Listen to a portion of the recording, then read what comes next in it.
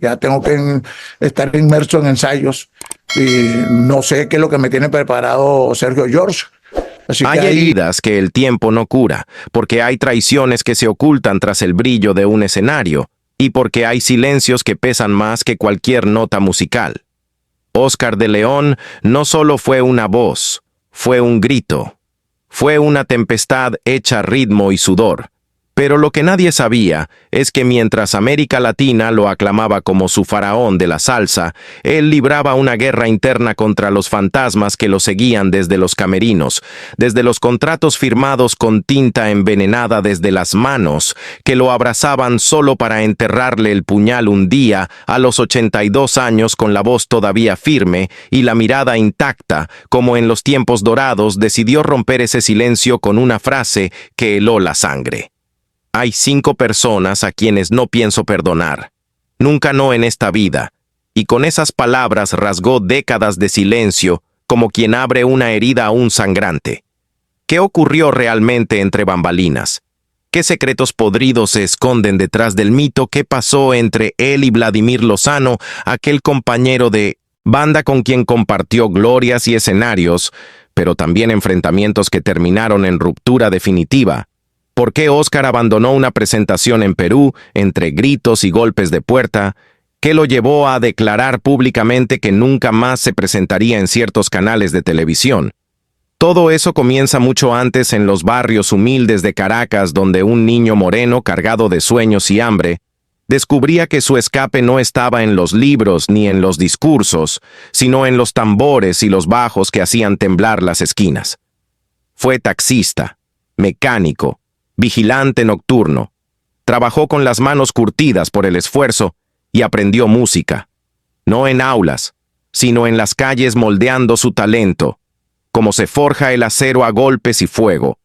Cuando llegó a la dimensión latina, en los 70, el mundo apenas entendía que estaba a punto de presenciar una revolución, porque Oscar no solo cantaba, él se desnudaba en cada verso.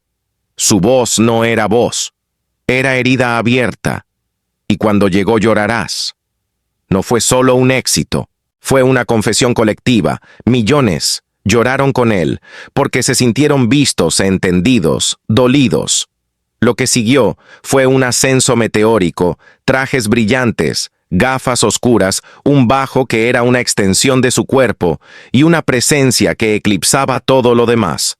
Pero ese brillo tenía sombras, porque mientras el mundo lo celebraba, él acumulaba decepciones, promesas rotas, pactos traicionados y enemigos vestidos de amigos. La fama lo volvió inaccesible, pero no por vanidad, sino por necesidad, por defensa, porque quien más amó, más fue traicionado. Algunos lo llamaron arrogante, otros ingrato. Pero pocos se preguntaron cuántas noches pasó sin dormir preguntándose dónde se quebró el vínculo. ¿Qué mirada dejó de ser sincera? ¿Qué mano que lo aplaudía también lo empujaba al abismo fuera del escenario? Oscar era generoso, humilde, dispuesto a abrazar a quien lo necesitara. Pero dentro del negocio, su corazón se fue endureciendo, porque entendió que no todos lo querían por su arte, sino por lo que podían sacar de él, y aún así siguió cantando porque la música era su salvación y su condena. Fue amado, fue odiado, fue elevado y luego sepultado mediáticamente cuando ya no ofrecía escándalos, sino verdad.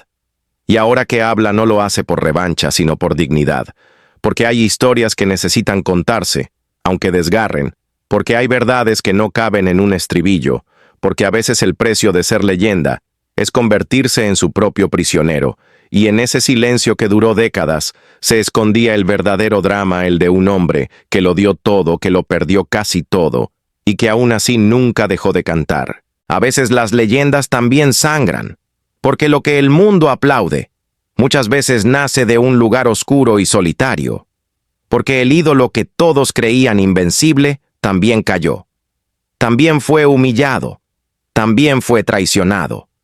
Oscar de León fue visto durante décadas como el emblema de la alegría latina, pero detrás de cada fiesta donde sonaba Llorarás, había gritos apagados, había puertas cerradas, había miradas que pasaron del respeto al resentimiento, porque su drama no comenzó cuando los medios lo cubrieron, sino mucho antes, cuando en los camerinos de la Dimensión Latina las tensiones pasaron de susurros a amenazas, cuando el ego y el poder comenzaron a arrastrar todo a su paso. Lo que parecía una discusión creativa se convirtió en guerra total, gritos, amenazas, abogados, cartas, firmas, papeles y finalmente ruptura sin abrazo, sin despedida. Oscar abandonó la banda como quien escapa de un incendio, y con él se llevó la voz de una generación, pero también la furia de quienes lo vieron como un traidor. Lo acusaron de robar una canción, de querer apropiarse del alma de un grupo que él mismo ayudó a fundar. Pero Oscar nunca se defendió con excusas. Lo hizo con palabras filosas como cuchillas. Me negué a ser sombra de nadie. Si voy a caer, que sea por mi propio peso. La herida no sanó nunca, y cuando años después intentaron reunirlos en el escenario, lo único que quedó fue el silencio cargado de todo lo que no se dijo, porque no había perdón, porque no había olvido, y porque la música, aunque suena a fiesta, también puede sonar a dolor en paralelo. Oscar enfrentaba críticas desde Cuba, artistas que lo señalaban de apropiación cultural, que lo acusaban de cantar lo que no era suyo, de no dar crédito a quienes abrieron el camino, pero él respondía no con excusas, sino con una frase que resumía toda su filosofía: la música no tiene dueño. Pero si creen que no respeto, es porque no han escuchado cómo la canto. Y mientras respondía con canciones, también lidiaba con las sombras de su vida íntima, amores rotos, hijos dispersos, demandas públicas, acusaciones de abandono, mujeres que lo amaron, mujeres que lo señalaron. Oscar no construyó un hogar tradicional. Su escenario fue su casa, su micrófono, su cómplice y sus giras. Su única rutina, cuando le preguntaron si se arrepentía, respondió con una frialdad brutal: mi hogar ha sido el escenario. Y sí he amado, pero a mi manera, y esa manera dejó cicatrices profundas. Incluso en él mismo, en 2003. En Colombia cayó frente a miles de personas. Se rompió un diente y el orgullo, las redes lo convirtieron en burla. Los medios se cebaron con el escándalo, y él no se quedó callado.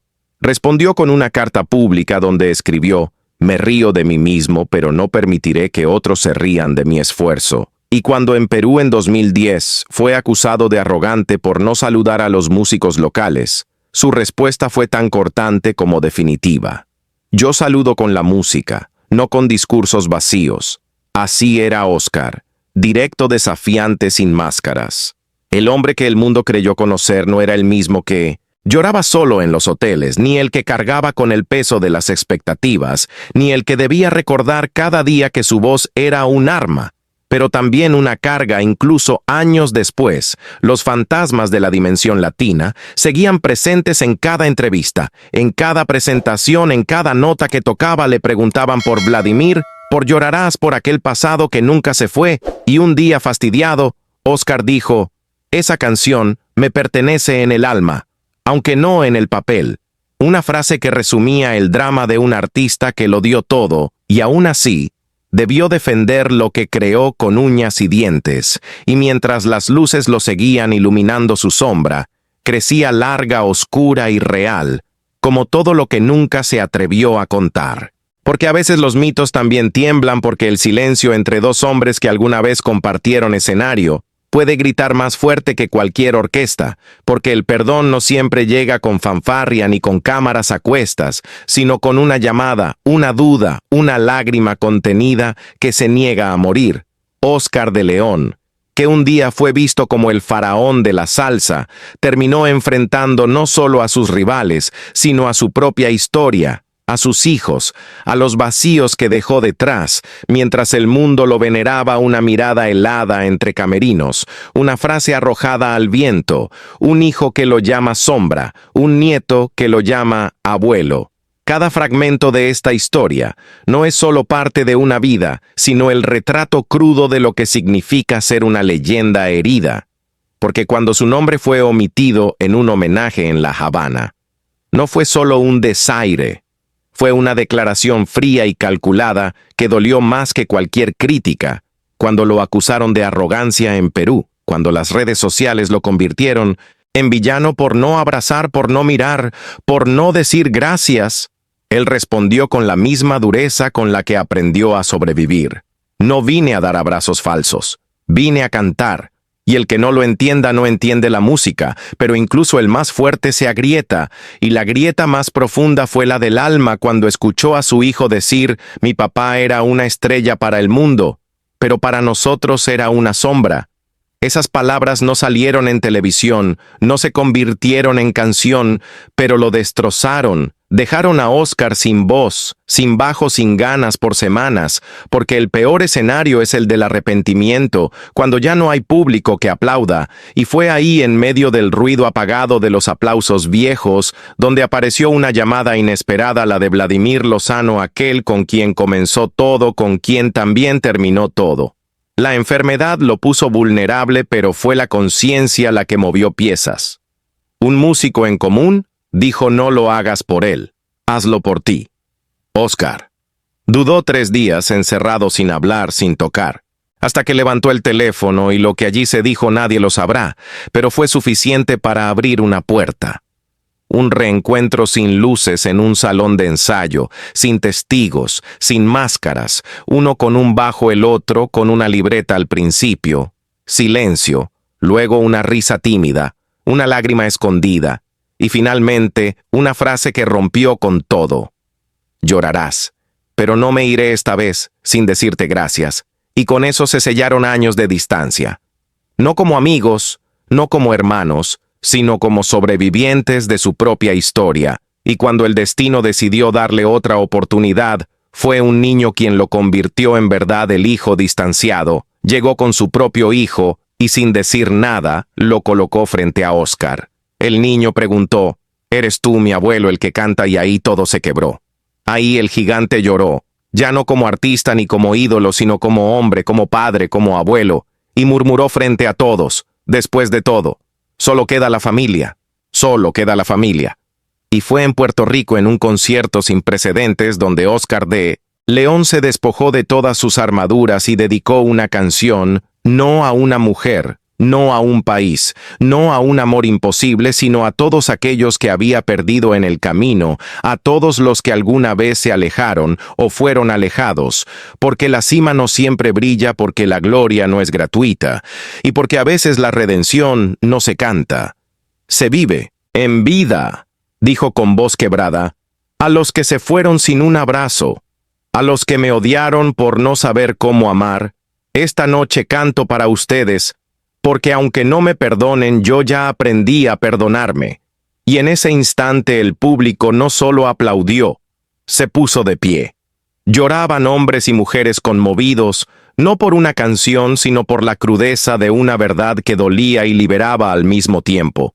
Porque allí frente al micrófono no estaba el faraón, no estaba la estrella, no estaba el ídolo. Estaba el hombre desarmado que sobrevivió a sus errores, a sus excesos, a sus silencios, porque incluso los reyes caen. Pero hay quienes saben levantarse con música, con dignidad, con las cicatrices visibles como medallas. Y Óscar de León, a sus 82 años, no busca ser canonizado. No busca redención ni absolución. Busca algo más profundo, vivir lo que le queda, con la calma de quien ya no compite con nadie. Y sin embargo, las preguntas siguen abiertas. ¿Qué pasó con aquellos músicos peruanos a los que ignoró? ¿Los verá alguna? ¿Ves a los ojos? ¿Qué responderán los artistas cubanos que los silenciaron en homenajes? ¿Qué harán los medios cuando ya no haya escándalos? ¿Que exprimir seguirán mirando hacia otro lado o se atreverán a contar lo que hay detrás de los focos en un mundo que exige perfección? Óscar eligió mostrarse con grietas, con voz rasgada, con amores perdidos, con errores no editados, pero también con una pasión intacta, por el son, por la clave, por el bajo que nunca lo traicionó. Queridos espectadores, tal vez nunca tengamos todas las respuestas, pero una cosa es cierta: las leyendas verdaderas no son las que nunca caen, sino las que se levantan una y otra vez, aunque sea con una rodilla rota, con un diente menos, con una nota quebrada, o con una lágrima que cae detrás de unos lentes oscuros. Esta no fue la historia de una carrera, Fue la historia de un alma marcada por el precio del éxito y el costo del silencio. Esta fue la historia de Oscar de León, no contada desde la fama, sino desde el abismo de su humanidad.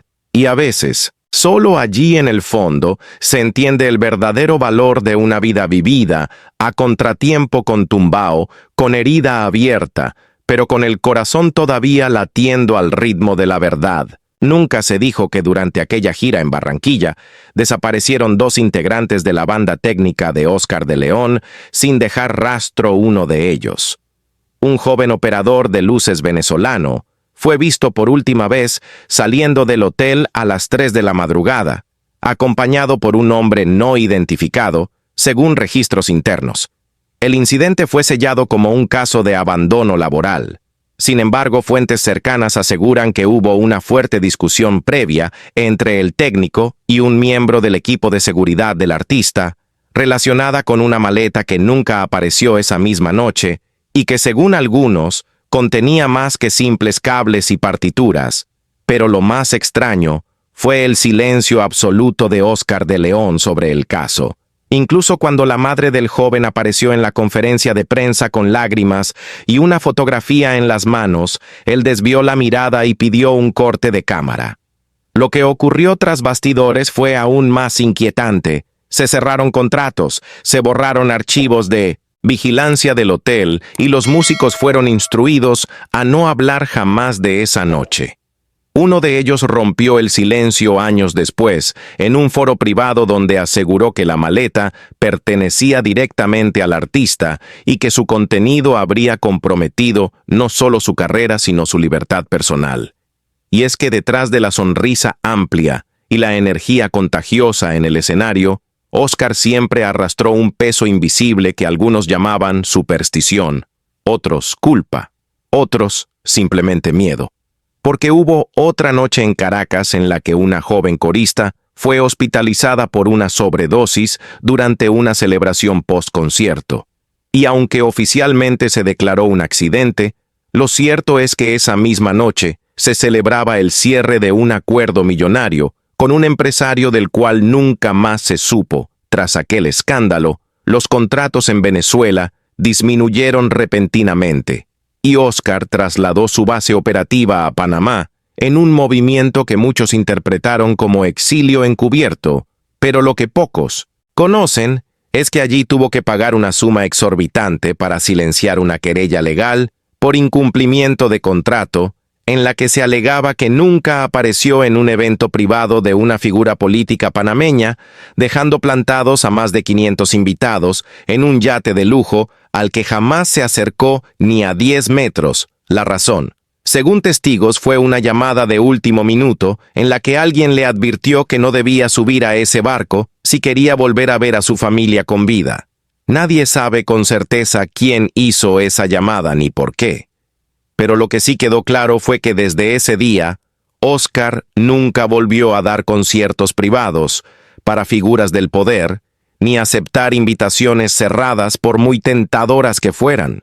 Lo que parecía paranoia para algunos, era para él una estrategia de supervivencia, porque él sabía lo que otros solo intuían, que su voz, su figura, su presencia movía intereses que iban mucho más allá de la música y que cada paso en falso podía costarle no solo la carrera, sino la vida. Y entonces, cuando lo veían sobre el escenario sonriendo, improvisando, entregando todo en cada nota, lo que no sabían era que cada noche podía ser la última, que cada canción era una declaración de guerra contra sus propios fantasmas, porque mientras el público aplaudía, él repasaba en su mente nombres, fechas, errores, amenazas, y sobre todo el recuerdo de aquella carta anónima recibida en Medellín, escrita con tinta roja, que simplemente decía: «Tú sabes por qué no puedes parar», y firmada con un símbolo que hasta el día de hoy nadie ha podido identificar, y sin embargo nunca habló de eso, ni en entrevistas, ni en memorias, porque según quienes lo conocen mejor en su mundo, hablar era perder. Y él había aprendido a sobrevivir a fuerza de callar y seguir cantando como si nada pasara, aunque por dentro todo se desmoronara. Porque en el fondo él sabía que la verdad completa de su vida no cabía en un disco ni en un documental, ni siquiera en una confesión final, solo en esa mirada suya que cambiaba por un segundo, justo antes de que comenzara el show, donde por un instante dejaba de ser el sonero y volvía a ser el hombre perseguido por sus propias decisiones, por sus propias lealtades y por un pasado que por mucho que cantara jamás podría borrar. Esa noche en Maracaibo, mientras los tambores retumbaban y la multitud coreaba su nombre, Oscar de León pidió un cambio de repertorio de último minuto. Exigió tocar una canción que no estaba programada, una pieza olvidada llamada El eco de mi sombra, que jamás había interpretado en vivo. Nadie del equipo entendía por qué insistía tanto, pero él lo ordenó con una calma siniestra, según el guitarrista principal. Su voz esa noche tenía un tono que nunca antes le había escuchado, una mezcla de despedida y venganza, y cuando la música comenzó, sus ojos se clavaron en un punto fijo del estadio, donde nadie parecía estar mirando, pero donde horas después, un camarógrafo encontró una nota arrugada dentro de un estuche de lente decía, simplemente, no olvides quién cayó por ti, junto a una foto antigua de un hombre que fue parte de su primer grupo en los 70, un bajista desaparecido en circunstancias jamás esclarecidas. La policía en su momento lo calificó como una desaparición voluntaria, pero todos sabían que aquel hombre había tenido una pelea feroz con Oscar por los derechos de autor de una canción que luego se convirtió en uno de sus mayores éxitos, y ese detalle nunca fue contado en entrevistas ni biografías oficiales. Lo enterraron como se entierran los secretos incómodos, con aplausos, con giras con contratos internacionales. Pero esa noche, en Maracaibo, fue distinto, porque mientras cantaba esa canción olvidada, los monitores del escenario comenzaron a fallar, y las luces se apagaron durante 13 segundos exactos. 13 segundos de oscuridad absoluta, en los que alguien desde el público gritó, «No eres el único que canta con fantasmas». Lo que ocurrió después no fue captado por ninguna cámara, pero varios testigos afirman que Oscar cayó de rodillas entre notas y que al levantarse tenía el rostro desencajado y la camisa empapada no de sudor sino de sangre. Nadie pudo explicar de dónde salió la herida leve en su hombro, ni cómo fue que a pesar de eso, continuó cantando como si nada, como si el dolor lo alimentara. Y entonces, tras bastidores, alguien del staff reveló que esa camisa no era la que debía usar esa noche, que el vestuarista la cambió en el último minuto, por insistencia directa del propio Oscar, quien había soñado con una mancha roja justo en ese sitio exacto del cuerpo, como si una parte de él ya supiera que algo iba a pasar, como si sus presentimientos fueran advertencias cifradas. Y ese no fue el único evento extraño, porque semanas después en un hotel de Ciudad de México, desaparecieron las grabaciones originales de su primer disco casero, aquel que él mismo había jurado quemar hacía décadas, para que nadie escuchara sus primeras letras, las más crudas, las más personales, las que hablaban de pactos, de traiciones, de nombres codificados. Uno de esos temas, según una fuente anónima, mencionaba sin tapujos a un empresario musical vinculado al narcotráfico que lo habría protegido en sus inicios a cambio de lealtad eterna y que años después murió en un accidente tan extraño como predecible: un coche sin frenos, una curva vacía, una llamada previa nunca rastreada. Ese pasado volvió como un eco insoportable. Justo cuando Oscar intentaba grabar su último álbum, un proyecto que nunca vio la luz porque cada vez que intentaba terminar una pista, algo se perdía, un archivo se corrompía, una consola se descomponía. Técnicos juraban que era mala suerte, pero él comenzó a dormir con velas encendidas. Y así, detrás del brillo de los focos y los aplausos interminables, quedaba un hombre marcado por silencios, pactos y heridas que jamás cerraron. Su historia, lejos de terminar en un escenario, continúa susurrando entre las sombras de cada nota que dejó sin cantar. Si te impactó esta revelación, no olvides suscribirte al canal para descubrir más verdades ocultas, secretos silenciados y relatos que cambian todo lo que creías saber. activa la campanita y acompáñanos en el próximo capítulo de esta travesía donde la música se mezcla con lo desconocido.